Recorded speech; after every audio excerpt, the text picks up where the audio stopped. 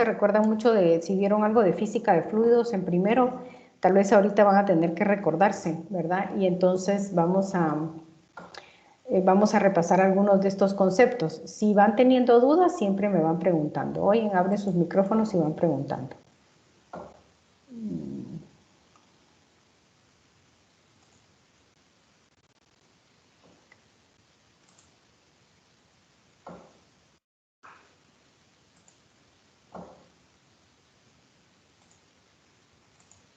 Muy bien, entonces vamos a empezar con la hemodinámica.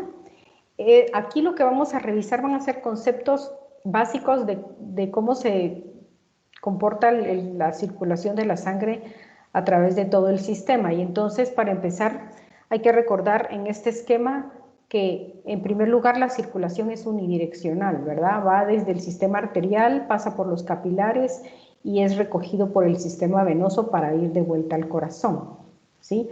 Una cosa importante que hay que recordar es que en los lechos capilares las arteriolas son, como habíamos platicado, las llaves de paso, es decir, las arteriolas van a drenar directamente en los capilares. Puede ser que estas arteriolas se ramifiquen en otras más pequeñitas que se llaman metaarteriolas o arteriolas terminales, ¿sí?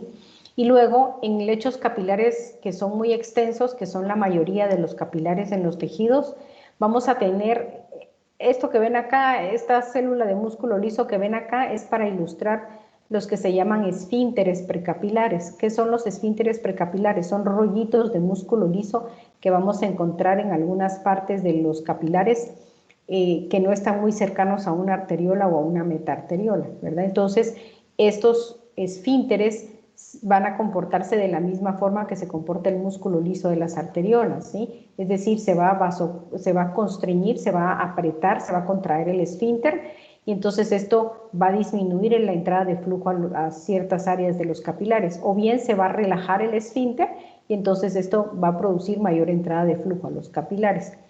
Y los capilares, pues ya saben ustedes, drenan al sistema venoso y luego todas las venas van a drenar a las venas cavas, ¿verdad? La vena cava superior, que es la que transporta la sangre que baja de la cabeza, y la cava inferior, que transporta toda la sangre del resto del cuerpo. Aquí les puse de nuevo esta diapositiva para que nos recordemos de las funciones de todos los vasos sanguíneos, ¿verdad? Todo el volumen de sangre que viaja en el sistema arterial es el volumen de sangre bajo estrés, ¿sí? ¿Por qué bajo estrés? Porque este es transportado a altas presiones, ¿verdad?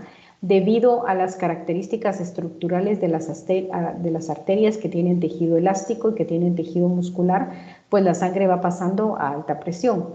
Cuando ya llegamos a las vénulas y a las venas, pues estas tienen menos músculo liso, no tienen tejido elástico, y entonces aquí es el volumen sin presión, ¿verdad? Aquí tenemos mucha menos presión, pero el sistema venoso, recuérdense, es el que se llama reservorio de sangre, es decir, tiene la capacidad de distenderse y albergar mayor volumen de sangre que lo que albergan las arterias o los capilares. Tenemos en el libro esta gráfica que nos muestra digamos, la aorta y la vena cava, que es una, ¿verdad? Luego, ¿cuántas arterias tenemos en nuestro organismo? Aproximadamente 10 a la 5, arteriolas 10 a la 7, capilares 10 a la 10. Entonces, esto se relaciona con el área de corte transversal total, ¿verdad? O el área total de los capilares, que es mucho mayor que cualquiera de los demás vasos, ¿sí? Las venas también tienen una mayor área de corte transversal que el resto de los vasos. Cuando aquí hablamos de venas, en su libro tenían este asterisco que incluye vénulas, venas de pequeño y mediano calibre, ¿verdad? ¿Por qué tienen mayor área de corte transversal las venas que todo el sistema arterial? Pues porque son más distensibles también, ¿verdad? Entonces, estas van a tener mayor diámetro en términos generales que sus compañeros arteriales, y entonces esto incrementa también, y bueno, y hay muchas, digamos, mucho tipo de drenaje venoso, ¿verdad? Por ejemplo, de la cabeza va a bajar la sangre a través de las venas yugulares, que hay yugular interna y yugular externa de cada lado, ¿verdad? Entonces tenemos muchos como colaterales del sistema venoso que no tenemos del sistema arterial, y entonces esto incrementa el área de superficie del sistema venoso, ¿verdad? Lo cual también le permite albergar mayor volumen de sangre, como lo vemos en esta barra que tenemos aquí, ¿verdad? Aquí vemos en la barra más clara, vemos la cantidad de sangre que se va a albergar en los diferentes vasos sanguíneos, ¿verdad? En las arterias se alberga mayor cantidad de sangre que en la aorta, en las arteriolas menos, porque aquí hay mucha presión y drenan directamente hacia los capilares. En los capilares es menos la cantidad de sangre y en el sistema venoso es bien abundante. Ahora, esto es importante que lo recordemos ahora que vamos a hablar de todos los componentes o de los factores que hacen circular la sangre, ¿verdad? Y vamos a empezar definiendo qué es el flujo. El flujo es el desplazamiento de volumen por unidad de tiempo, ¿verdad? Entonces lo vamos a medir en centímetros cúbicos, que es lo mismo que decir que mililitros por segundo o por minuto. ¿Alguien se recuerda de cuál es la definición de gasto cardíaco? Es la cantidad de sangre que sale del corazón Por unidad de tiempo. Por unidad de tiempo, exacto. Entonces, cuando estamos hablando del gasto cardíaco, estamos hablando del flujo de sangre sistémico, ¿verdad? O sea, cómo es la cantidad de sangre que se va a desplazar por todo el sistema circulatorio, bombeado por el corazón por unidad de tiempo, que es por minuto. Generalmente utilizamos minuto, ¿verdad? Cuando calculamos el flujo sanguíneo, determinamos el flujo sanguíneo de cada órgano, por ejemplo, del riñón, de los riñones.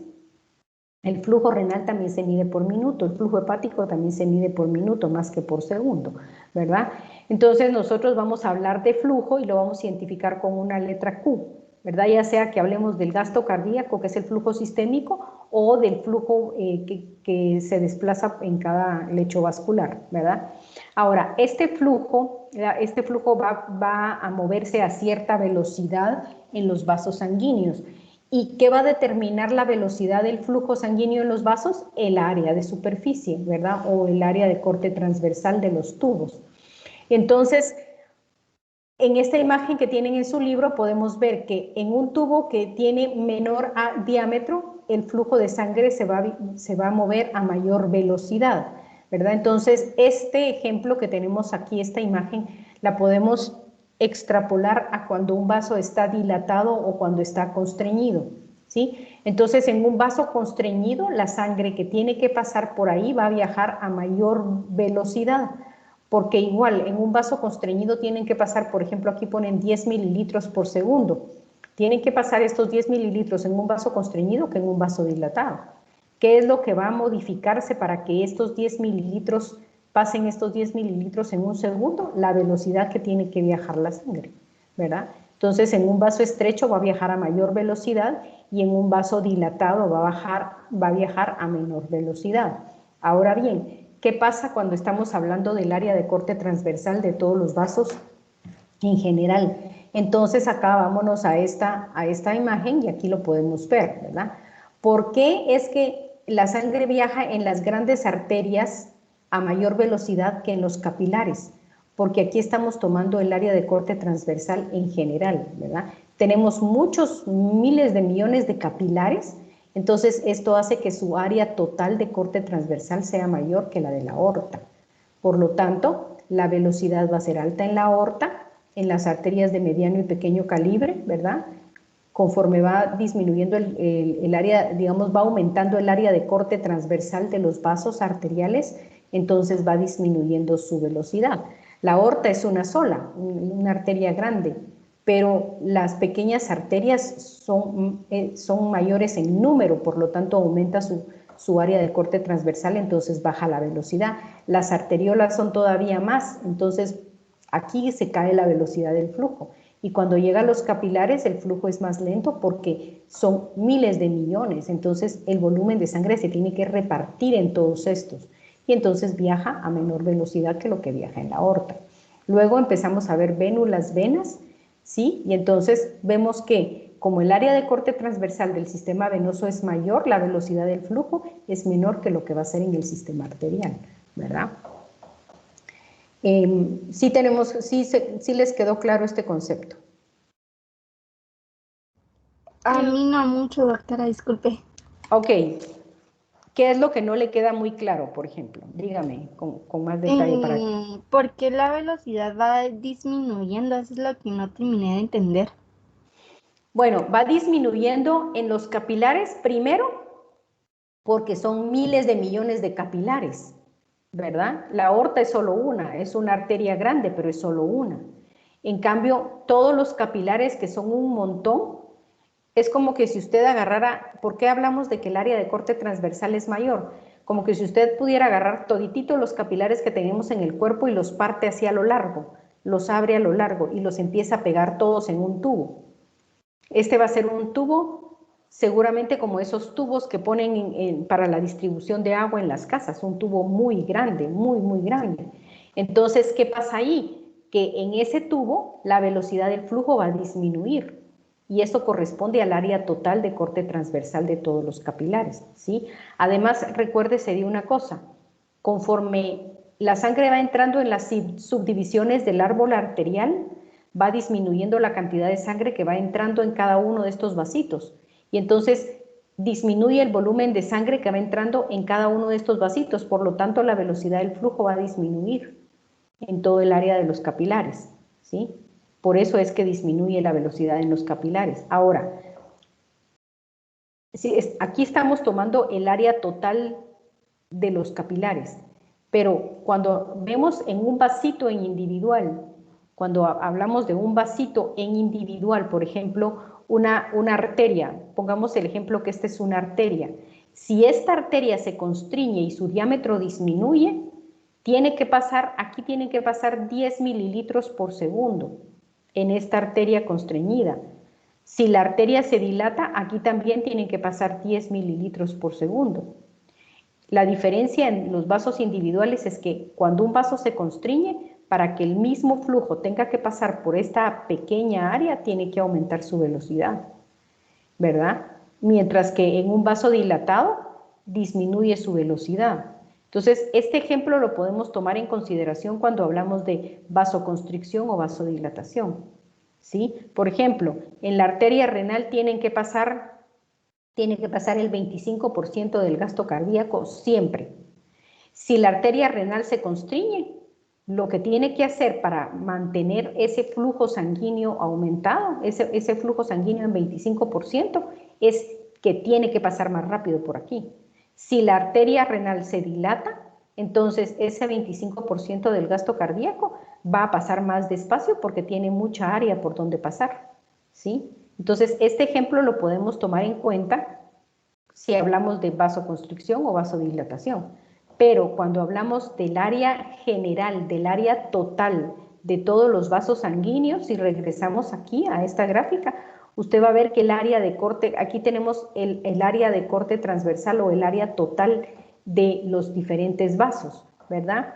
En centímetros cuadrados. La aorta tendrá, ¿qué? 0.5 centímetros cuadrados de área de corte transversal total, mientras que todos los capilares en conjunto tienen 2.500 centímetros cuadrados de área de corte. Entonces, esto es una gran cantidad de área por la que tienen que pasar la sangre, mientras que aquí es apenitas, ¿verdad? Y entonces, ¿qué significa eso? Significa que la velocidad va a disminuir cuando pase por la gran área de corte de todos los capilares del cuerpo, mientras que en la aorta va más rápido, ¿sí? No sé si ahora sí ya entendió. Sí, ahora sí ya me quedó muy claro, gracias. Ok, de nada. ¿Otra pregunta? Muy Yo bien, tengo dígame. con la presión, ¿por qué no vuelve a subir como la velocidad? Bueno, la presión no vuelve a subir porque la presión que tenemos acá está dada por dos cosas. Uno, por el bombeo de la sangre, ¿sí? A través del corazón, es decir, el corazón va a meter la sangre en el árbol arterial con fuerza, ¿sí? Conforme se va subdividiendo, y esto implica que es un volumen algo grande de sangre, ¿verdad? Que va a entrar en la aorta con cada latido. Ahora, conforme la sangre va metiéndose en las diferentes subdivisiones, va disminuyendo el volumen, ¿sí? La presión va a seguir siendo la misma. Ahora, cuando ya llegamos a las arteriolas, aunque las arteriolas tienen una pared muy muscular, y se pueden apretar o se pueden dilatar, o sea, es decir, pueden generar más o menos resistencia al paso de sangre. Como son tantas, entonces y el volumen de sangre se va metiendo, digamos, va disminuyendo conforme entran en las arterias. Aquí va disminuyendo la presión, ¿sí? Sin embargo, se conserva algo de presión porque las arterias tienen músculo, mucho músculo liso, y eso genera mucha resistencia al paso de sangre. Los capilares ya no tienen músculo, ¿sí? ¿Por qué se mantiene la presión en los capilares aquí? Porque resulta que es la presión de entrada de sangre a los capilares, pero los capilares se pueden adaptar al volumen que les entre, ¿verdad? Entonces, si les entra mucho volumen y a mucha presión, entonces los capilares van a aumentar su diámetro. Si les entra poca sangre o a poca presión, entonces los capilares van a regresar a su diámetro basal, digamos. Ahora, ¿por qué la presión no aumenta en las venas y en las vénulas? Porque estos vasos son vasos que tienen un mayor diámetro y tienen menos músculo, o sea, no le hacen resistencia al flujo. Y además, si aquí se elevara nuevamente la presión, la sangre no fluiría, ¿sí? Eso es otro concepto que vamos a ver en un ratito. Digamos como las mangueras con las que usted riega el jardín. Usted conecta la manguera al chorro y cuando abre el chorro, llega a presión a la manguera, ¿verdad? Si en la manguera usted tiene uno de esos aspersores con palanquita y usted tiene cerrada la palanquita, entonces, ¿qué es lo que está haciendo? Está elevando la presión en la salida y no hay flujo. Entonces, para que la sangre pueda fluir, tiene que haber mayor presión en la entrada y menor presión en la salida. Si no, no hay flujo de sangre. Por eso la presión no vuelve a subir aquí. ¿Sí? ¿Ok? No sé si con eso quedó claro.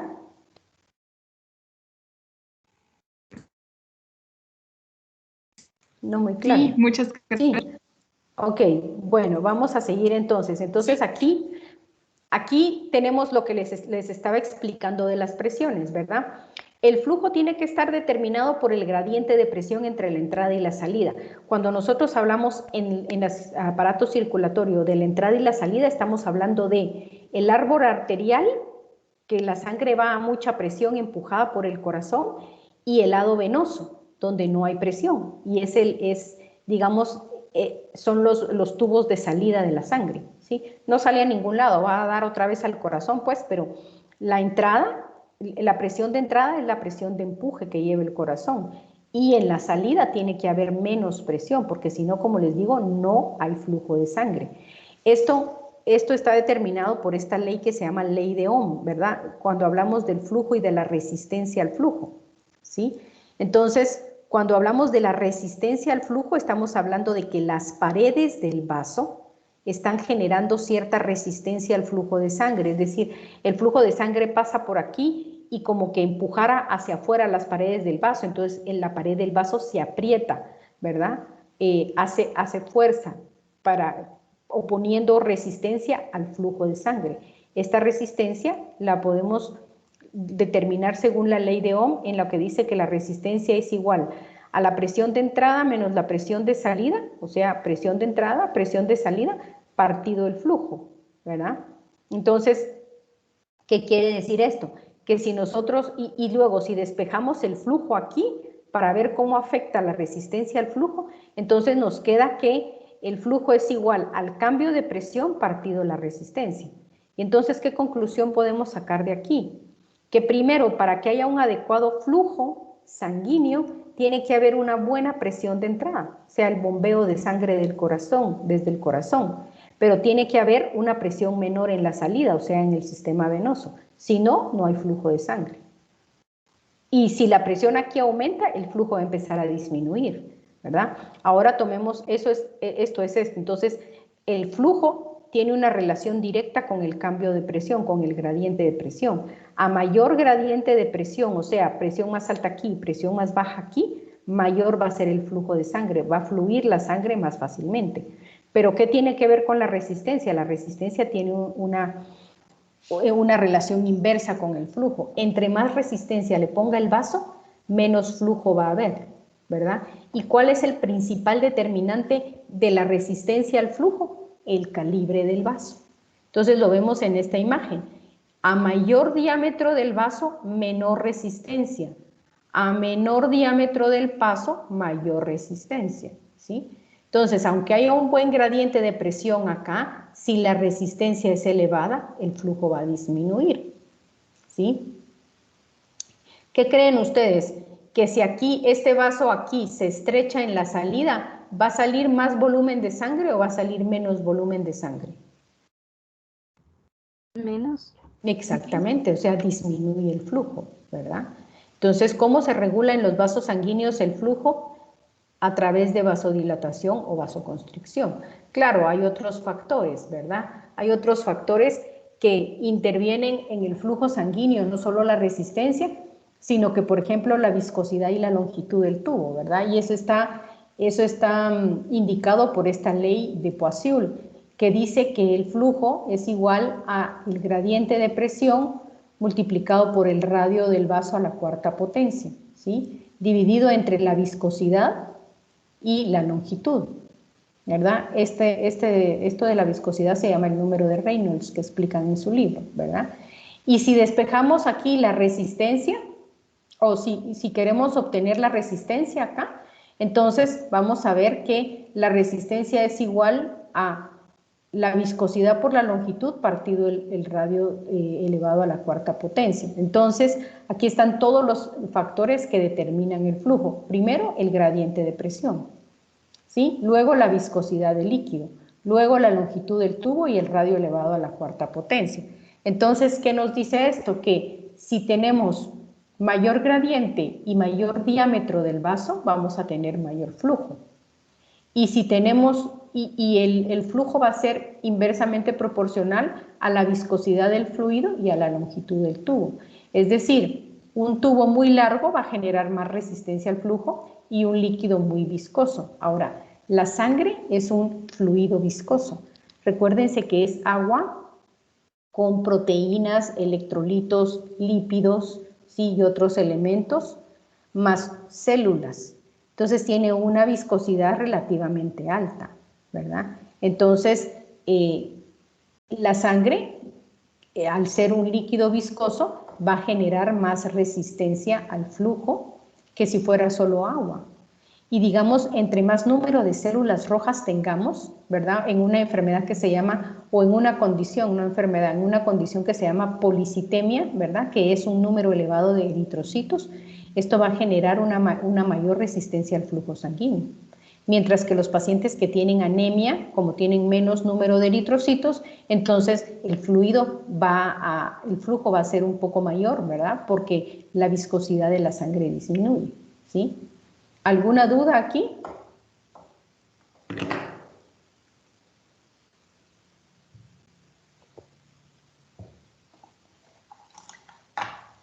No, doctora. Ok, la sangre tiene una propiedad que se llama viscosidad relativa. Esta viscosidad relativa no quiere decir que cambien las condiciones de la sangre, sino la forma en que fluye, ¿verdad? Y las características de la membrana del eritrocito. Por ejemplo, los eritrocitos tienen como característica que su membrana es bien flexible, entonces se pueden doblar. Algunas veces les toca pasar por capilares sumamente estrechos, que son incluso más estrechos que su propio diámetro. Entonces, ¿qué hacen los eritrocitos? Se doblan y pueden meterse dentro de estos capilares y pasar, ¿verdad? En filita india, pero ahí van. Entonces, el hecho de que los eritrocitos tengan una membrana flexible hace que su viscosidad sea menor que si los eritrocitos fueran menos flexibles, ¿verdad? En enfermedades del eritrocito, de la membrana del eritrocito, como la anemia de células falciformes, los eritrocitos tienen una normalidad en la estructura de la hemoglobina y hace que pierdan su forma así como de dona, ¿verdad? Con una concavidad en el centro y tomen forma como de media luna. Esto los hace rígidos y entonces hace que se queden atorados en los capilares, ¿verdad? O que se adhieran a las paredes de los vasos muy estrechos. Otra cosa que disminuye la viscosidad de la sangre, que la hace menos adherible a las paredes, es cuando el flujo va acelerado. Cuando el flujo va rápido, los eritrocitos y las demás células tienden menos a adherirse a las paredes de los vasos, mientras que cuando va lento, ¿verdad? entonces las células tienden a adherirse a las paredes de los vasos, por eso es más fácil que se formen coágulos o trombos en las venas donde el flujo va más lento que en las arterias, ¿sí? Muy bien, entonces aquí tenemos un resumen de todos los factores que condicionan el flujo a través de un lecho vascular, ¿verdad? Entonces el flujo va a ser directamente proporcional o va a tener una relación directa con la diferencia de presión, ¿sí? Presión de entrada, que es la presión arterial, y presión de salida, que es la presión venosa, y con la cuarta potencia del radio. Y va a tener una relación inversa con la longitud del tubo y con la viscosidad del fluido, ¿sí? Ok, ahora veamos las resistencias. Ya dijimos que la resistencia al flujo es qué tan vasoconstreñido, principalmente es qué tan vasoconstreñido y qué tan vasodilatados van a estar los vasos del sistema circulatorio. Entonces, vamos a poder nosotros evaluar la resistencia en nuestro sistema cardiovascular de dos formas. Acuérdense que vamos a tener dos tipos de circulación, la circulación en serie y la circulación en paralelo. Sí, esto lo revisamos al principio del sistema cardiovascular. ¿Cuáles son las circulaciones en serie? Una es la circulación sistémica, ¿verdad? Y cada órgano tiene su propia circulación en serie. Por ejemplo, los pulmones, por ejemplo, el riñón, por ejemplo, el hígado, ¿verdad? ¿Cuál es la característica de un sistema circulatorio en serie? Que va a tener diferentes tipos de vasos. Va a tener dentro de su lecho vascular arterias, arteriolas, capilares, vénulas y venas. Los pulmones tienen todo esto. Cada uno de los riñones tiene todo esto. El hígado tiene todo esto. Entonces son circuitos en serie. Cada órgano en individual, ¿verdad? Y la circulación sistémica es un circuito en serie, ¿verdad? Entonces, ¿cómo podemos calcular la resistencia total en un circuito en serie? Sumando todas las resistencias individuales. ¿Esto por qué pasa? Porque recuérdense que, por ejemplo, las arteriolas tienden a tender más a estar vasoconstreñidas que las arterias grandes. Entonces, por ejemplo, si quisiéramos calcular la resistencia de un riñón, tendríamos que sumar la resistencia de la arteria renal, ¿sí? Luego sumar la resistencia de las arteriolas aferente y eferente, ¿verdad? O sea, resistencia de la arteriola aferente, resistencia de la arteriola eferente, resistencia en los capilares y resistencia en las vénulas y otra en las venas, ¿verdad? Entonces, sumamos cada una de las resistencias. Por ejemplo, en las arteriolas va a haber mayor resistencia que en la arteria renal, probablemente, ¿sí? Entonces, sumamos cada una de las resistencias de cada uno de los riñones y nos va a dar una resistencia total. Si alguna de estas se eleva, ¿verdad? Si se elevara, por ejemplo, la resistencia de las arteriolas del riñón, esto va a hacer que la resistencia total obviamente también se eleve, ¿verdad? Y va a ser mayor la resistencia total que cada una de las resistencias individuales que vamos a sumar aquí. Así es como podemos calcular una resistencia en serie, en un circuito en serie, ¿sí? Ahora, en un circuito en paralelo, ¿sí? Por ejemplo, si quieren hagamos un ejercicio para ir entendiendo más o menos esto. Supónganse que ustedes, dígame. Disculpe, o sea que R1 siempre va a ser las arterias, digamos. Sí, podríamos decir que sí, ¿verdad? Que podríamos ponerle exactamente a un circuito en serie, la R1 serían las arterias, R2 las arteriolas, R3 los capilares, etcétera, etcétera, haciendo las resistencias de los vasos en serie que tenemos, ¿sí? Lo podríamos tomar así, ¿sí? Si lo tomáramos en la circulación sistémica, por ejemplo, podríamos tomar la resistencia de la aorta, digamos después la resistencia de la femoral, de ahí la resistencia de las carótidas y así sumar la resistencia de todas las arterias de cierto calibre, ¿verdad? O bien lo podríamos hacer haciendo la suma de estas. No siempre tiene que ser así en serie, pero podríamos, digamos, arteria, arteriola, capilar, vénula, vena, sino que podríamos sumar la resistencia total de todas las arterias grandes, por ejemplo, ¿verdad? Hagamos un ejercicio aquí. Hagamos que R1 tiene 5 milímetros de mercurio, R2 tiene 4 milímetros de mercurio, R3 tiene 10, y R4 tiene 15. Entonces, ¿cuánto nos da la suma de todas estas? 34. 34 milímetros de mercurio por mililitro por minuto. Esa es la dimensional. O bien la otra dimensional es unidades de resistencia. ¿Verdad?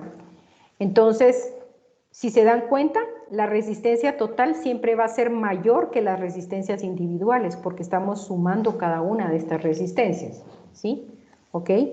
Bueno, entonces, ahora miremos los circuitos en paralelo. Se recuerdan que los circuitos en paralelo son todos los lechos vasculares, ¿verdad? Y se recuerdan que el cerebro recibía 15%, que las coronarias 5%, que los riñones, el sistema gastrointestinal y el músculo 25% y así, ¿verdad?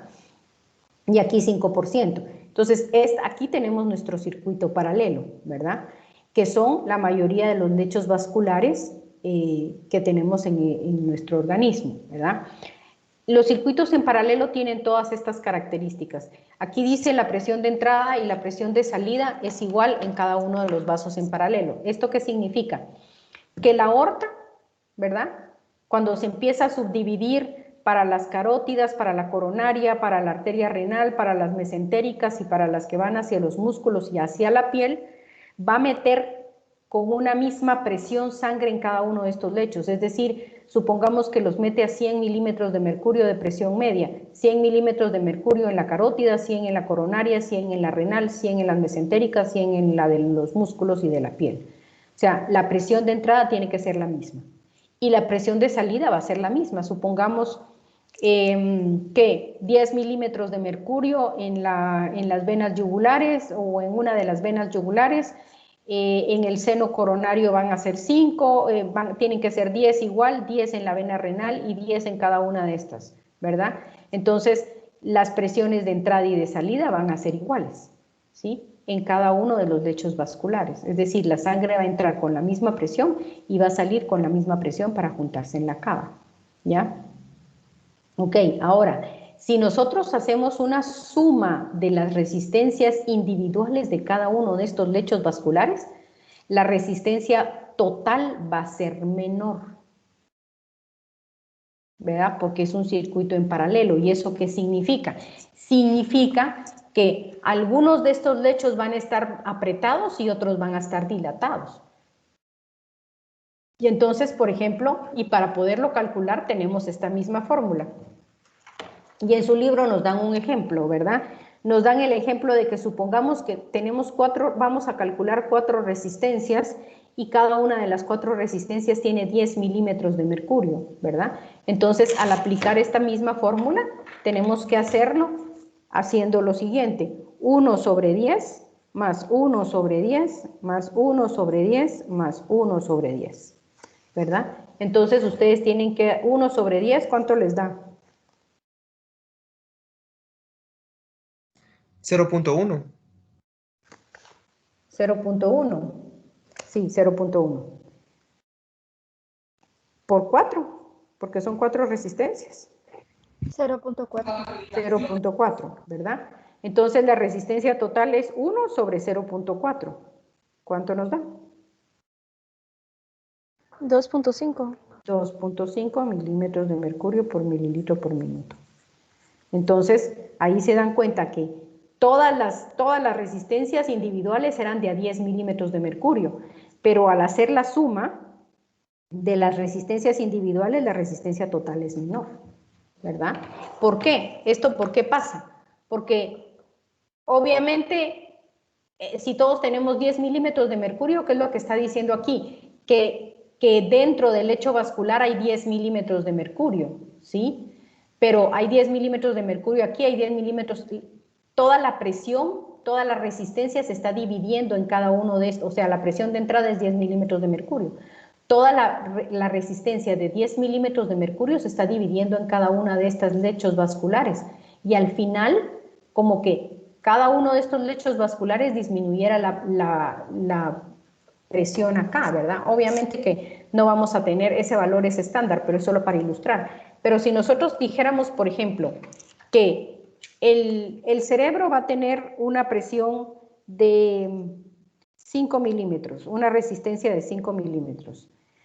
Las coronarias van a tener de 8 milímetros. Y el riñón va a tener de 10 milímetros. ¿Verdad? Entonces, hagamos ahí la suma de estos. La resistencia total del circuito paralelo. Si se dan cuenta, hay unos que tienen más resistencia, que es el riñón, y otros que tienen menos resistencia, que es el cerebro. ¿Verdad? Entonces, hagamos el cálculo. 0.42. 0.42 de resistencia total. Sí, y en fracciones 1740. Pero este valor ya lo hizo dividiendo 1 entre 0.42. 1 entre 0.43 es 2.33 sería. 2.33 sería, ¿verdad? Va. Entonces, ya ustedes tienen aquí otro mejor ejemplo. ¿Qué es lo que nos está diciendo esto? Que mientras que el riñón está apretado, el cerebro está dilatado. Entonces, el asunto es que uno va a estar vasoconstreñido y otros van a estar vasodilatados. Entonces, al final, el que está constreñido aumenta la resistencia total, pero el que está vasodilatado la disminuye. Por eso, cuando se suman todas las resistencias en paralelo, va a ser la resistencia total va a ser menor, porque van a haber unos que están vasoconstreñidos y otros que están vasodilatados. Y eso, los que están vasodilatados disminuyen o compensan esa resistencia que está aumentada en otros lechos vasculares. Por eso es que en el circuito en paralelo las resistencias no se suman, ¿me entienden? No se suman así, sino que lo que se suma es el inverso de la resistencia, ¿sí? Por ejemplo, un ejemplo que es fácil de entender. Cuando ustedes están haciendo ejercicio, ¿cuál es el lecho vascular que está vasoconstreñido? De estos que mencionamos aquí en la imagen, ¿cuál creen ustedes que es el que se vasoconstriñe más, que aumenta su resistencia? ¿Muscular? Cuando está usted haciendo ejercicio, aumenta la resistencia en el músculo, se vasoconstriñe el músculo. Sí. ¿Y por qué se va a vasoconstriñir el músculo si necesita más aporte sanguíneo? Creo que se constriñe el gastrointestinal, más que todo. Exacto, porque cuando estamos haciendo ejercicio, el sistema gastrointestinal no está trabajando. ¿Qué les pasa a ustedes si hacen ejercicio? Van a vomitar, ¿verdad? ¿Sí? O les da un calambre, porque o se va la sangre en montones para el músculo o se va para el tracto gastrointestinal, pero no puede haber mucho en el tracto gastrointestinal y mucho en el músculo, no se puede. Entonces, cuando ustedes están haciendo ejercicio, el tracto gastrointestinal tiene vasoconstricción, pero el músculo está vasodilatado. ¿Por qué? Porque necesita que le aporte mucha sangre el corazón al músculo, porque requiere oxígeno, requiere glucosa, requiere nutrientes, ¿verdad? Y requiere sacar el CO2 que está produciendo por el trabajo. Entonces, esta vasoconstricción aumenta la resistencia y por ende la presión arterial, pero se vasodilata. Y entonces disminuye un poco la presión arterial y la resistencia total, ¿sí? Entonces, cuando nosotros nos medimos la presión arterial, estamos midiendo la resistencia total sistémica, ¿verdad? En paralelo, ¿sí? Entonces, por ejemplo, si estamos haciendo ejercicio, una persona, digamos, una persona X que sin ejercicio tiene una presión de 110/70, cuando está haciendo ejercicio se le sube a 130/90. Sí se le sube, pero el paciente no se pone hipertenso, ¿sí? ¿Por qué no se pone hipertenso? Porque si bien es cierto el tracto gastrointestinal se va a vasoconstriñir, se va a vasodilatar. Y entonces esto compensa. Y entonces esto hace que la resistencia total sea menor que la resistencia de todas las presiones individuales. Por ejemplo, cuando estamos empezando a hacer ejercicio, se vasoconstriñe el tracto gastrointestinal y la piel, pero se vasodilata el músculo esquelético y la circulación coronaria. La circulación cerebral y renal casi no sufre ningún efecto, ¿verdad? Pero el corazón también se tiene que vasodilatar porque tiene que empezar a bombear con más fuerza y más frecuencia, entonces necesita más irrigación. Entonces se vasodilatan las coronarias y se vasodilata el músculo, ¿sí? Mientras que el tracto gastrointestinal se constriñe. La piel al principio del ejercicio se vasoconstriñe y los otros se quedan igual. Entonces, la resistencia aquí va a aumentar un montón va a aumentar aquí en la piel, va a disminuir en el músculo, va a disminuir en las coronarias y eso va a hacer que la resistencia total sea menor que las resistencias individuales, ¿ya? Por otro lado, la conductancia, que es la cantidad de flujo que tiene que circular, va a ser una suma de conductancias individuales. Entonces, por eso es que cuando estamos haciendo ejercicio, aumenta el gasto cardíaco. ¿Por qué? Porque aumenta el flujo al músculo y aumenta el flujo en las coronarias. Entonces, esto quiere decir que el flujo total tiene que aumentar, ¿verdad? Entonces, por ejemplo, una persona que está haciendo ejercicio aumenta de 5 litros por minuto hasta 7 litros por minuto.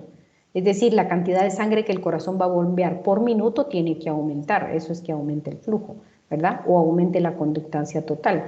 Mientras que las resistencias, la resistencia total va a ser menor que la resistencia, por ejemplo, cerebral, que la resistencia gastrointestinal o que la resistencia de la piel, ¿ya? ¿Comprendieron este concepto? Doctora, yo tengo una duda. Uh-huh. Por ejemplo, ahorita con esto que usted acaba de decir, el flujo va a tener que ser mayor, por ejemplo, aquí cuando estamos haciendo ejercicio, va a tener que ser mayor en el músculo. Entonces, al ser mayor el flujo en el músculo, la resistencia disminuye. Así es. Tiene que Y, disminuir para que aumente el flujo. y en los vasos que se vasoconstriñen, ahí la resistencia va a ser mayor y el flujo va a ser menor. Exactamente, así es como pasa. Sí. Ok. Uh-huh.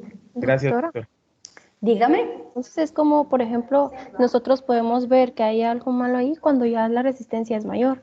Ahí es cuando ya se ve que no tiene igual como, no se equivale el flujo, ¿verdad? Exactamente. Por ejemplo, si una persona hipertensa que tiene elevada la resistencia general, ¿verdad? Empieza a hacer ejercicio y sus coronarias no se pueden dilatar, ¿qué cree usted que va a pasar ahí? ¿Qué le va a pasar a una persona? Puede darle un infarto. Exactamente. No recibe suficiente aporte el corazón y entonces se infarta, ¿verdad? Entonces, cuando está patológicamente aumentada la resistencia en un lecho vascular, entonces esto va a condicionar procesos como el infarto, ¿verdad? O como el daño renal, ¿sí? También, ¿verdad? Entonces, si hay una patología en este tipo de regulación, ¿verdad? ¿Y por qué? ¿Y por qué es que se vasodilata el músculo? Porque cada uno de estos lechos vasculares tiene su propio mecanismo intrínseco de regulación. Es decir, ¿qué le importa a las coronarias que ande la adrenalina nadando por todo el aparato circulatorio? Ellas se van a dilatar aunque haya adrenalina en la circulación. ¿Por qué? Porque va a aumentar la producción de unas sustancias vasodilatadoras que van a hacer efecto en las coronarias y que van a hacer efecto en el músculo, ¿sí? Independientemente de que haya mucha norepinefrina y epinefrina circulando y que van a ser las responsables de la vasoconstricción gastrointestinal y de la vasoconstricción en la piel, ¿verdad?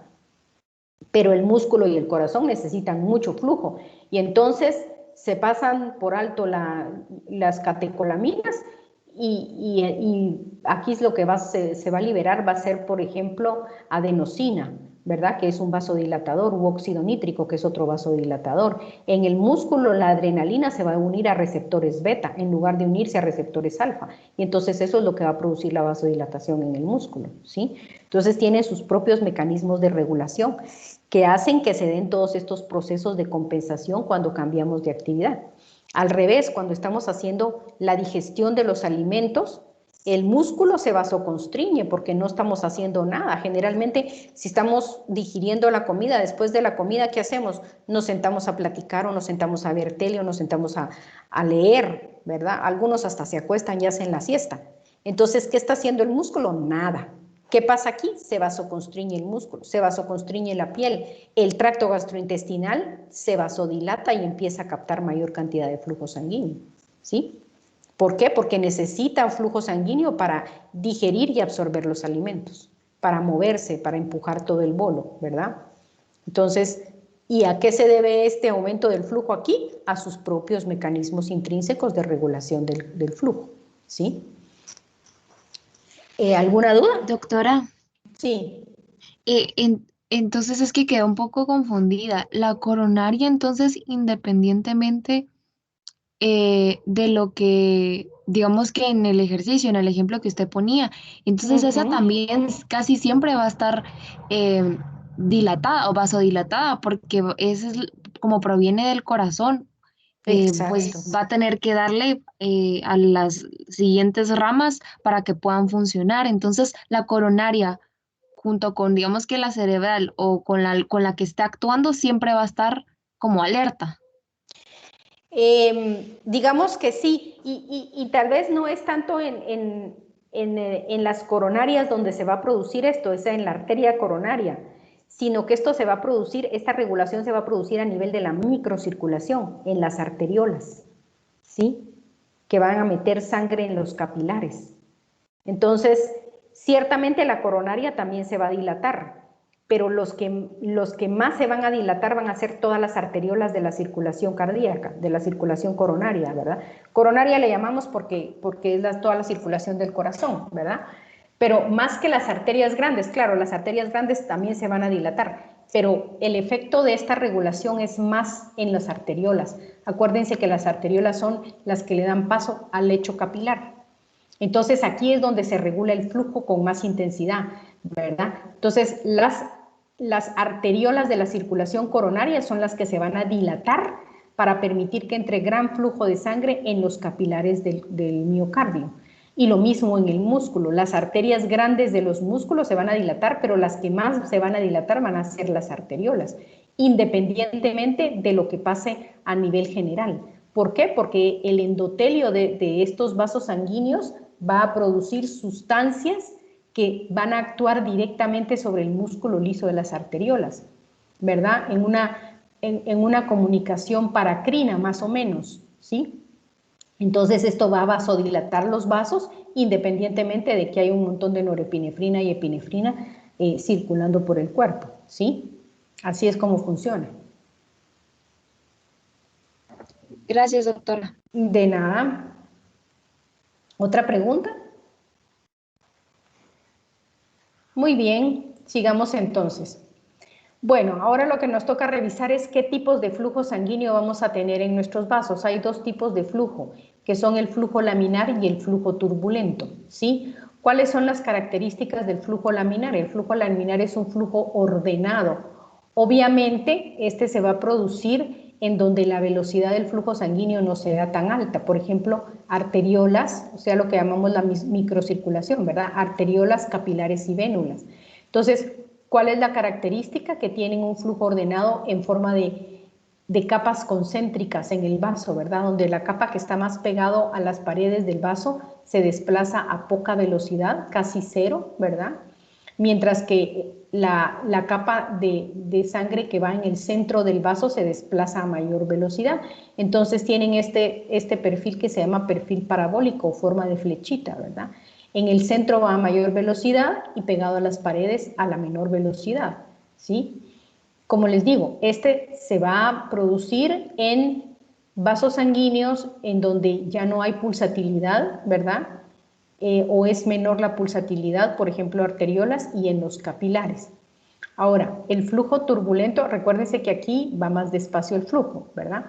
El flujo turbulento se va a producir en vasos grandes como la aorta, cuando la sangre es bombeada a altas presiones, ¿sí? Como la aorta o los grandes vasos, ¿sí? También se va a producir cuando tengamos irregularidades o variaciones súbitas del diámetro, es decir, en las ramificaciones, ¿verdad? Cuando las arterias grandes empiezan a ramificar en otras arterias de menor calibre y estas en otras más chiquitas, en esas ramificaciones, en esas bifurcaciones se va a volver el flujo turbulento, que es un flujo arremolinado, como lo vemos aquí, ¿verdad? Cuando la viscosidad de la sangre es baja, por ejemplo, en los pacientes con anemia, ¿sí? Se van a producir flujos turbulentos, incluso se pueden auscultar en el mismo corazón, ¿verdad? Va pasando la sangre digamos, desde el ventrículo hacia la válvula aórtica y como la sangre es menos viscosa, va a fluir con muchos remolinos, con mucha turbulencia a través de las válvulas y va a generar soplos, ¿verdad? Nosotros podemos escuchar incluso soplos en vasos grandes como la carótida. Si ustedes le ponen el estetoscopio en el cuello a un paciente, tratan de palpar dónde está el pulso carotídeo y le ponen ahí el estetoscopio, van a oír el soplo carotídeo, ¿verdad? Esto es porque en las arterias grandes se van a producir turbulencias y esto va a generar soplos, ¿sí? Los ruidos de Korotkov que ustedes auscultan cuando toman la presión arterial, básicamente es flujo turbulento que va pasando por la arteria braquial que está comprimida por el brazalete del esfigmo, ¿verdad? Entonces, cuando ustedes aprietan bastante el esfigmo, el manguito del esfigmo, entonces lo que pasa es que se ocluye el paso de sangre por la arteria braquial. Cuando lo empiezan a desinflar despacio, empieza a abrirse nuevamente la arteria y entonces empieza a pasar la sangre a gran velocidad por ahí, generando un flujo turbulento que ustedes identifican como los ruidos de Korotkov, ¿verdad? Que son básicamente soplos, ¿sí? ¿Ok? ¿En qué otra situación se produce flujo turbulento? Cuando los vasos tienen irregularidades. Normalmente el endotelio de los vasos sanguíneos le proporciona a estos una superficie lisa, ¿verdad? Bien lisa. Cuando un vaso está dañado o tiene placas de arteriosclerosis, entonces ahí se van a producir irregularidades del vaso y van a generar también flujos turbulentos. Ahora, esto es importante porque el flujo de sangre por sí mismo va a generar una fuerza sobre la pared del vaso. Esa fuerza se le denomina de diferentes formas, ¿verdad? Estrés por cizallamiento, ¿sí? Esfuerzo cortante o fricción, ¿sí? Entonces el vaso va a ejercer resistencia al flujo aumentando o disminuyendo su diámetro, ¿verdad? Pero el flujo de sangre también impone una fuerza sobre la pared del vaso.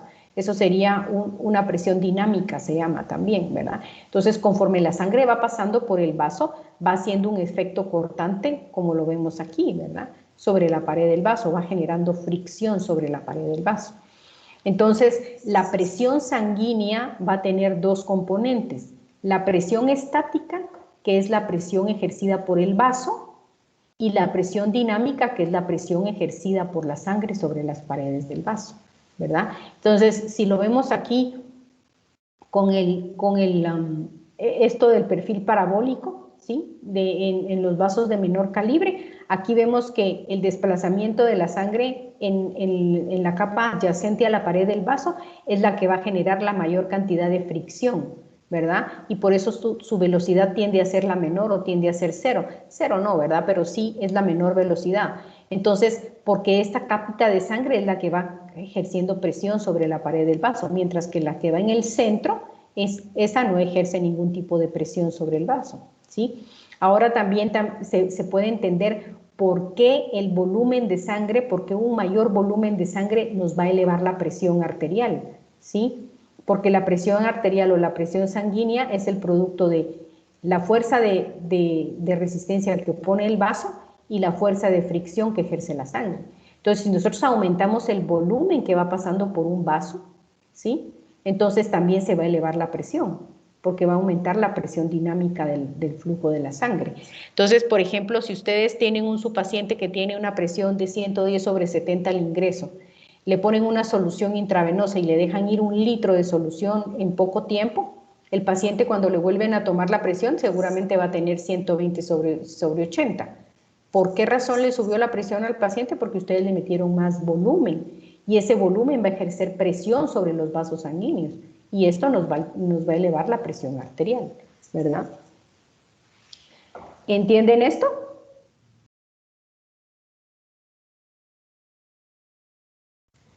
Sí, Sí, doctora. doctora. Ok, perfecto.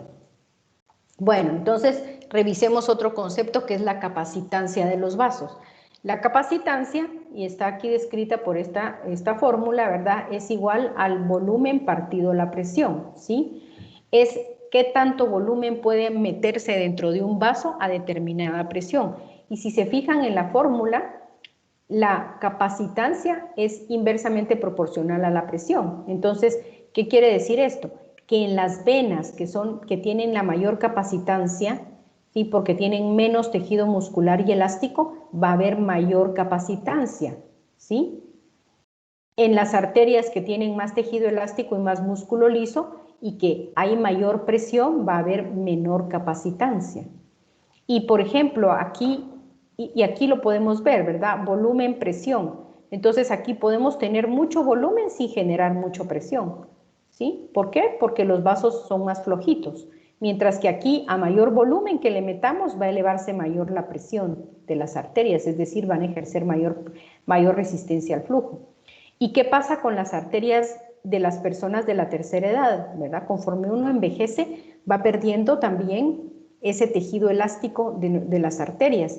Entonces ya las arterias, cuando les entra el flujo de sangre, no se pueden distender y luego regresar a su tamaño original, ¿verdad? Porque van perdiendo elasticidad. Entonces, ¿qué pasa? Se van volviendo menos distensibles, van teniendo menor capacitancia, ¿sí? Entonces, incluso a volúmenes bajos, más bajos, van a generar mayor presión al flujo sanguíneo, ¿sí? Y entonces nos metemos ahorita a lo que es el sistema, a las presiones en el sistema cardiovascular, ¿sí? Aquí tenemos esta tablita y esta imagen que las dos están en su libro. Entonces vemos, por ejemplo, aquí hablamos de la presión arterial media. En la aorta vamos a tener una presión arterial media de 100 milímetros de mercurio, que corresponde a esta línea negra que vemos en la imagen, ¿sí?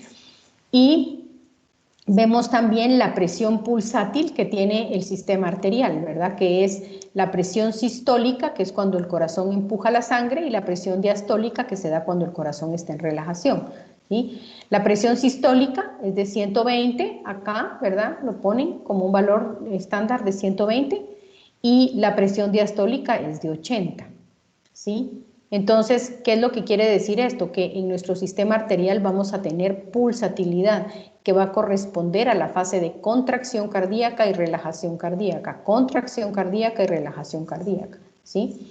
Bueno, y aquí tenemos todos los valores que vamos a encontrar en la circulación sistémica. Si se dan cuenta, la presión empieza a caer en las arteriolas.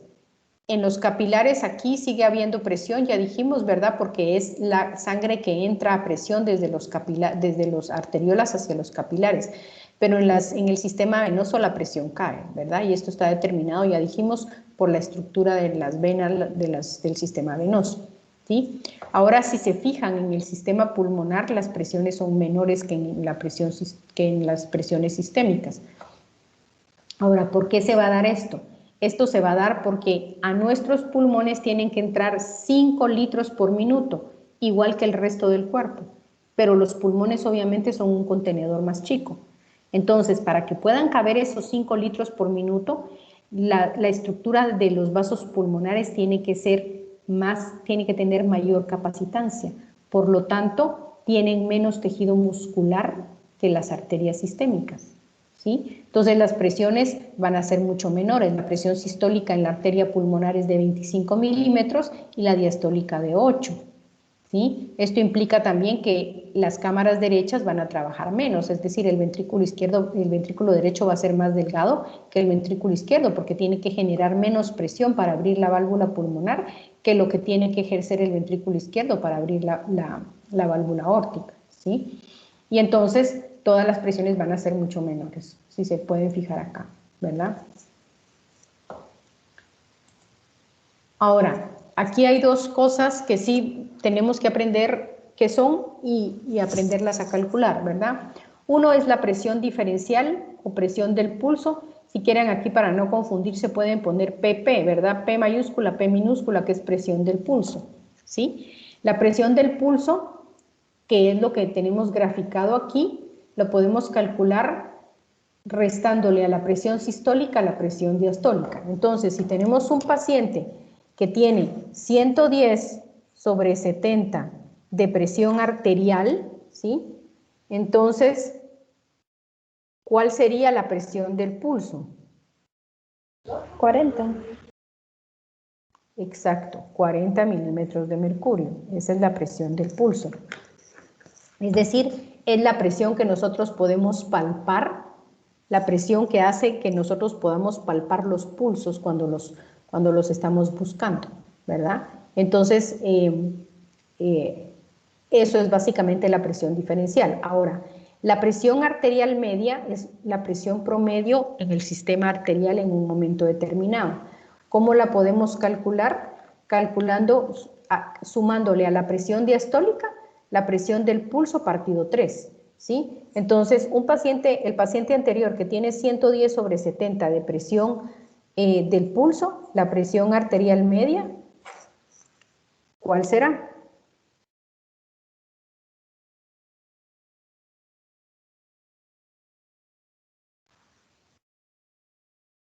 83.3. Exactamente, 83.3 de presión arterial media, ¿sí? Si tenemos un paciente que tiene 120/80, calculen la presión arterial media.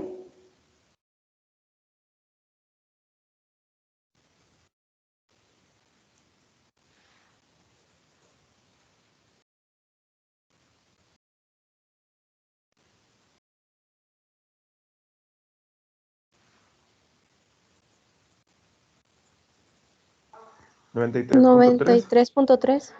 Exactamente. Entonces, más o menos la presión arterial media tiene que ser menor de 100 milímetros de mercurio, ¿verdad? Para decir que tenemos una presión normal y que no estamos hipertensos, ¿sí? Aquí tenemos algo que se llama, los determinantes de la presión del pulso, ¿verdad? La presión del pulso va a estar determinada por la elasticidad de las paredes arteriales. Y entonces, esto lo que va a hacer básicamente es que las arterias se distiendan cuando reciben el flujo de sangre y luego vuelvan a recuperar su volumen normal. Esta recuperación del volumen normal empuja la sangre a través de todo el sistema arterial, ¿verdad? Y va registrando esta gráfica, que es la presión del pulso, ¿sí? Esta velocidad de la onda de presión es decir, la onda de presión va a viajar más lento conforme más distensibles sean las arterias, ¿verdad? Es decir, menor velocidad a mayor distensibilidad. Cuando las arterias se ponen rígidas, la onda de presión viaja más rápido, ¿sí? Cuando las arterias van perdiendo su elasticidad, entonces esta onda de presión va viajando más rápido, ¿sí? Otra de las cuestiones es que en las grandes arterias la velocidad, por ejemplo, en la aorta abdominal, en la aorta torácica, en la arteria pulmonar, digamos, la velocidad de transmisión de la onda es mayor porque como son más elásticas, se pueden distender más cuando les entra la sangre, ¿verdad? Y luego vuelven a su volumen normal.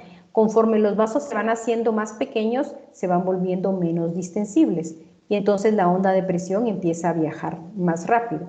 Ahora, lo que vemos en esta gráfica es la amortiguación del flujo pulsátil, ¿sí? Entonces, por ejemplo, la aorta es más elástica que la femoral. Entonces, vemos aquí cómo el registro de la gráfica de la presión en la aorta es menos pronunciada que en la femoral, porque esta es más distensible que la femoral, ¿sí? Pero pasa una cosa también, conforme se van haciendo más chiquitas las arterias, se va amortiguando más el pulso porque entonces le entra menos volumen de sangre a las arterias pequeñas, ¿sí? Hay dos factores que determinan la presión del pulso, que son el volumen de sangre o volumen sistólico y la distensibilidad arterial, ¿sí? Estas arterias aunque son menos distensibles y la presión del pulso viaja más rápido, la onda de amortiguación es menor. ¿Por qué? Porque les entra menos sangre. Entonces ven ustedes que la arteria radial, la gráfica del pulso es más bajita. En las arteriolas más bajitas todavía y en los capilares ya no hay pulsatilidad. ¿Por qué no hay pulsatilidad? Porque simple y sencillamente el capilar no tiene músculo liso. Entonces, le entra mucho flujo, se distiende. Le entra poco flujo, regresa a su volumen normal, ¿verdad? En las arteriolas entra menos volumen de sangre, ¿sí? Digamos, en una arteriola individual entra menos volumen de sangre que lo que entra en la arteria radial, por ejemplo, y entonces este menor volumen amortigua la gráfica del pulso. Aquí el menor volumen amortigua la gráfica del pulso, mientras que en la arteria femoral entra una gran cantidad de volumen, ¿sí? Prácticamente la misma cantidad de volumen que pasa por la aorta. Y entonces por eso la onda está menos amortiguada, ¿sí? Bueno, y aquí tenemos los determinantes de la presión diferencial, de la presión arterial media y del volumen arterial, ¿verdad? Si se dan cuenta, la distensibilidad arterial tiene mucho que ver con las presiones. A mayor distensibilidad arterial, es decir, que los vasos sean más elásticos, esto va a permitir que las presiones tengan un valor normal. Conforme se van haciendo más rígidos los vasos, esto va haciendo que las presiones aumenten, ¿verdad? Cuando hablamos de la presión del pulso, estamos hablando del volumen sistólico, que también determina la presión del pulso, ¿sí? Es decir, a mayor volumen que le metamos con cada latido, ustedes van a palpar más golpeado el pulso radial, por ejemplo, o el pulso carotídeo o el pulso femoral, ¿sí? A menor distensibilidad de las arterias, más golpeado va a ser el pulso. A esto hablamos de presión del pulso, ¿sí? La presión arterial media va a depender del volumen promedio en las arterias. Si nosotros le metemos mucho volumen al sistema circulatorio, nos va a elevar la presión arterial media. Si nuestras arterias son rígidas, nos va a elevar la presión arterial media, ¿sí? Y el volumen arterial obviamente va a depender de la cantidad de flujo que esté bombeando el corazón, o sea, del gasto cardíaco, y de la velocidad a la que vaya viajando el flujo en los vasos sanguíneos.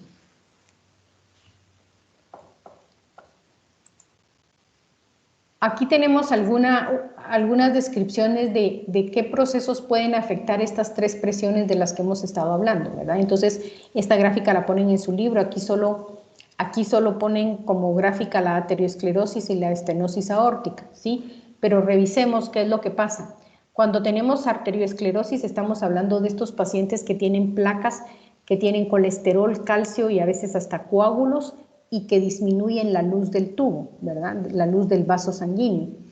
Y además ponen rígidas las arterias. Entonces, ¿qué es lo que pasa aquí? Pasa que, aunque tengamos un volumen de sangre normal, las arterias están rígidas y menos distensibles, ¿verdad? Esto implica que el corazón tiene que hacer una mayor fuerza para meter sangre dentro de la aorta y de los vasos y de las arterias. Entonces esto nos va a aumentar la presión sistólica, el corazón va a trabajar más durante la sístole, ¿sí? Va a aumentar la presión del pulso porque obviamente se va a generar más fuerza durante la sístole y entonces esto va a aumentar la presión sistólica, por lo tanto va a aumentar la presión del pulso y además va a aumentar la presión arterial media. Entonces, por eso es que los pacientes con arteriosclerosis van a tener elevada la presión arterial o van a estar hipertensos, ¿sí? ¿Por qué? Porque el corazón va a tener que hacer más fuerza para empujar la sangre y las arterias van a estar más apretadas o más rígidas y van a ejercer más resistencia a ese flujo de sangre, ¿sí? Luego tenemos la estenosis aórtica. La estenosis aórtica es cuando esta válvula aórtica está estrecha. Entonces, el corazón tiene que hacer mucha fuerza, ¿sí? Para poder empujar la sangre hacia la aorta cuya entrada está estrecha. Sin embargo, aunque el corazón ejerza mucha presión, mucha fuerza, nunca va a poder mandar todo el volumen que tiene que mandar hacia la aorta, ¿sí? Entonces, al disminuir el volumen que entra en la aorta, va a disminuir la presión sistólica. Esto va a hacer que disminuya la presión diferencial y como mete menos volumen en el árbol arterial, va a disminuir la presión arterial media, ¿sí? Lo único que se va a dañar ahí va a ser el corazón, que tiene que trabajar más, ¿verdad? Pero todas las presiones van a disminuir.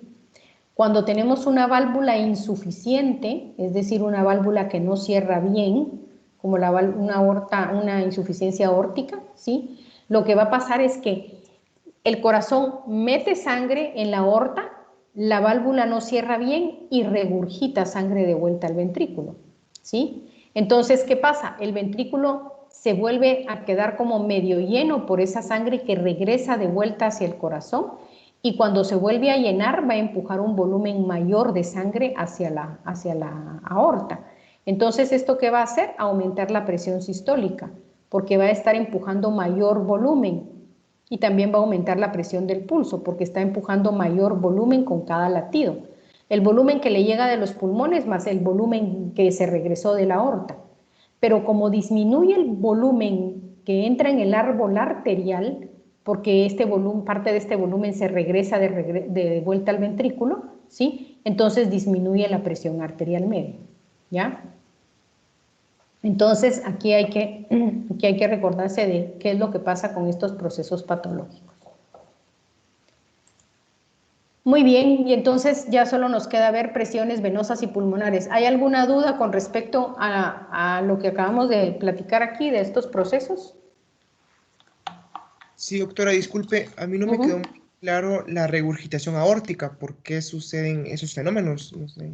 Bueno, porque la válvula aórtica no cierra bien, ¿sí? Entonces el corazón empuja, cuando se produce la sístole, el corazón aumenta su presión en el ventrículo y empuja la sangre a través de la válvula aórtica, ¿sí? Y luego el corazón se relaja. Entonces, cuando el corazón se relaja, va a haber mayor presión en la aorta que en el ventrículo. Y entonces la sangre tiende a regresar. El asunto es que normalmente la válvula aórtica se cierra y entonces no permite que esa sangre se regrese al ventrículo, ¿sí? Sino que sigue fluyendo hacia el resto de las arterias, ¿verdad? Ahora, ¿qué pasa con una insuficiencia aórtica? La válvula no cierra bien, se queda como flojita. Entonces, cuando disminuye la presión en el ventrículo, la sangre se regresa de vuelta al ventrículo, ¿sí? Y entonces, ¿qué es lo que pasa? En el siguiente latido, el corazón está medio lleno con el volumen que le regresa desde la aorta de vuelta, porque la válvula no cerró bien. Entonces el corazón tiene que empujar con fuerza en el siguiente latido para poder enviar ese mayor volumen que tenía ahí metido, ¿verdad? El volumen que le entró a los pulmones es más el volumen que se le regresó, ¿sí? Entonces ese volumen aumentado que está empujando el corazón nos va a subir la presión sistólica y la presión del pulso, porque el corazón está metiendo más sangre en la aorta y entonces esto va a aumentar estas dos presiones, ¿sí? Aumenta la presión sistólica y aumenta la presión del pulso. Ahora, lo que pasa es que aumenta ese volumen que mete el corazón en la aorta, pero al rato se le vuelve a regresar. Y entonces, ¿qué es lo que pasa? El volumen que entra en el árbol arterial es menor, porque una parte se le regresó de la aorta.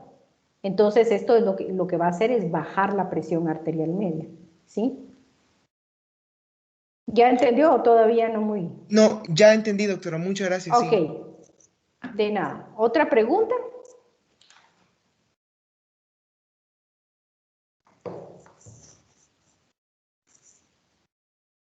Muy bien. Sigamos entonces con lo último. Ahora lo que tenemos que revisar son las presiones venosas y aquí hay dos mediciones importantes. Una es la presión venosa central o PVC, ¿sí? Esta presión es la que se puede medir cuando nosotros metemos un catéter central en un paciente, ¿verdad?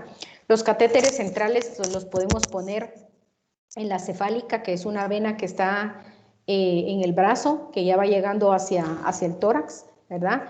En la vena, son menos frecuentemente en el cuello, en las yugulares, ¿verdad? Puede ser en la yugular interna o en la yugular externa. Y lo que más se hace ahora es poner un catéter subclavio, ¿verdad? O sea, la vena subclavia se funciona y se introduce un catéter ahí, ¿sí? Y entonces este catéter va a ir a dar a la vena cava superior, ¿sí? Cuando ya está próxima a entrar al corazón. Entonces ahí podemos medir esta presión que se llama presión venosa central, ¿verdad? Que es equivalente a la presión que encontramos en la aurícula derecha y que va a ser de 0 a 5 milímetros de mercurio, ¿sí? También se puede medir en centímetros de agua. Si no estoy mal, la presión venosa central normal es de 8 a 12 centímetros de agua, ¿verdad? Eso es lo que yo me acuerdo. Pero en milímetros de mercurio es de 0 a 5, ¿sí? Ahora, la presión venosa periférica es un poquito mayor, ¿verdad?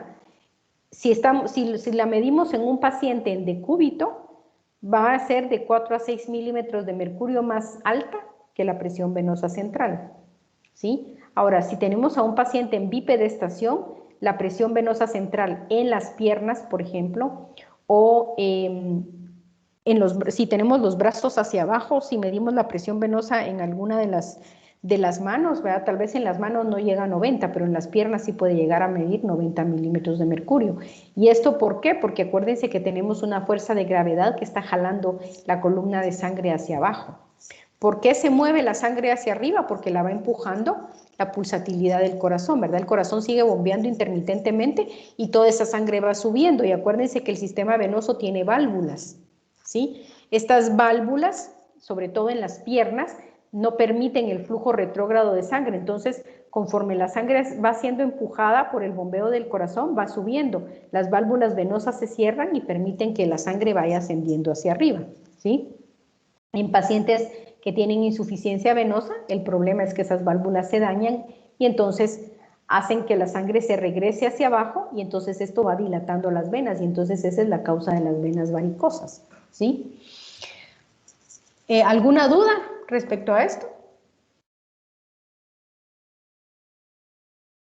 Ok, y por último, pues ya lo que habíamos hablado de las presiones en el pulmonar, que son menores que la circulación sistémica, porque su tejido muscular es menor y entonces ejercen menor resistencia, ¿sí? Bueno, jóvenes, terminamos aquí. ¿Alguna otra duda que tengan? No, pero todo claro. Muy bien, entonces terminamos. Muchas gracias, doctora. Que tengan